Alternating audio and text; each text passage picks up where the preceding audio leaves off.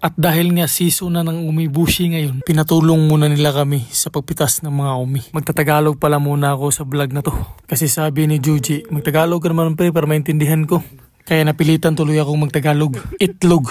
Naalala ko nung elementary pa lang ako. Tumatakas kami sa klase para manguha ng bayabas. Kaya ito na ngayon ang kinahantungan ng karir ko. Maunang kamo ay di musig pamayabas diha. Eskwela di mong tarong mga dudong mga inday. Kaya kung nagtinarong lang og eskwela sa una, yaman na siguro ako ngayon. Pero wala nang sisihan sa buhay. Dahil malay mo isang araw, magbago ang ikot ng mundo. Basig mo kalitra di tagkadatoan eh. Sa mga wala nakabalo kung unsa ni nga klase nga prutas, o na ginatawag na umibushi. Hindi kasi ito tumutubo sa Pinas eh. Sa mga malalamig lang to na lugar tumutubo. Katulad dito sa Japan. Sa unang tikim ko nito, hindi ako nasasarapan. Pero kadugayan ni mong kaon, malamian na po ka. Ang lasa ni murara pong mangga na hilaw, na naay pagkakamyas, nasagol gamay sigarilyas. Mao nang atong tilawan.